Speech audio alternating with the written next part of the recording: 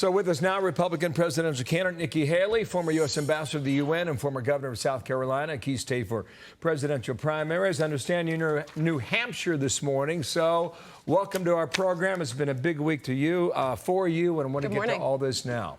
First of all, Joe Biden, the president, called Peter Alexander of NBC News after the press conference from yesterday. Here is one of the quotes that was given and made public. I think the last thing that G wants is to fundamentally rip the relationship with the United States and with me. He kind of said that, too, in his statement on camera. What did you think? Was that sufficient, and was it worth the wait? You know, it's the idea that we would sit there and look to the sky and have a Chinese spy balloon looking back at us is a national embarrassment. The problem is that we have to start treating China like they deserve to be treated. And Biden is asleep at the wheel.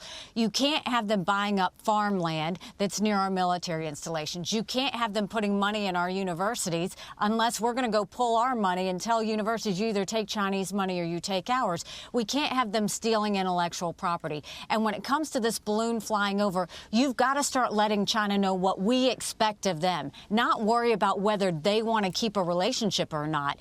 That's not what this is about. We have to start treating China the way they should. For Republicans and Democrats for too long thought that if we were nice to China, they would want to be like us. They don't want to be like us. They are communists. We need to start getting our act together and start making sure that they know where they stand, not that we have to worry about where we stand with them. Ambassador Haley, great to have you this morning and good to see you.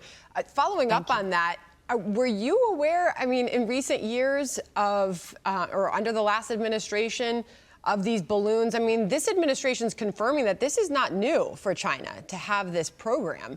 And that they're only developing it to be bigger and bigger. So what exactly did we know about this in the past? And what have we been doing about it?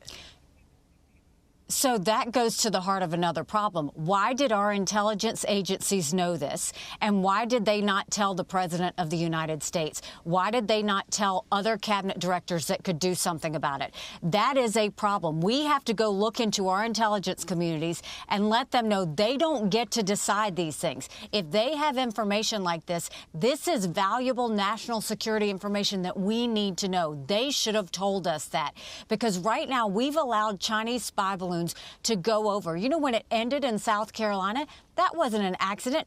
South Carolina is a military state. That balloon went over our military installations. And the idea that other balloons did that before means we not only have a China problem, we have a government problem in the fact that NORAD should have picked up on this balloon, but our intelligence community should have told those decision makers exactly what was happening from China, so we could have dealt with this earlier. Okay, there's another topic here. You got on the news yesterday for a very different reason. I know it's a big turn away from Beijing and Washington, D.C. politics, but this was a comment that happened about 24 hours earlier on CNN. This is how it went. This whole talk about age makes me uncomfortable. I think it's the wrong road to go down. She says people, you know, politicians or something are not in their prime. Nikki Haley isn't in her prime. Sorry. When a woman is considered to be in her prime in her 20s and 30s and maybe 40s. What are you talking? Wait. That's not according to me. Prime for what? It depends. I mean, it's just like prime. If you look it up, it'll. If you Google when is a woman in her prime, it'll say 20s, 30s, and 40s. I don't think he was talking about Amazon Prime. Later, he tweeted in the afternoon, Sandra, and sent this out. He said this, Ambassador Haley: the reference I made to a woman's prime this morning was inartful and irrelevant, as colleagues and loved ones have pointed out, and I regret it. A woman's age does not define her, either personally or professionally. I have countless women in my life who prove that every day. Is that enough for you as an apology? You know, look, this is something that I have faced all of my life. If it was Don Lemon yesterday, it was Whoopi Goldberg the day before, there will be somebody else tomorrow. I have always made the liberals' heads explode. They can't stand the fact that a minority conservative female would not be on the Democratic side because they know I pull independents. They know I pull suburban women. They know I pull minorities over to what we are trying to do. And look, he made that comment. I wasn't sitting there saying sexist, middle-aged CNN anchors need to have mental competency tests, although he may have just proven that point.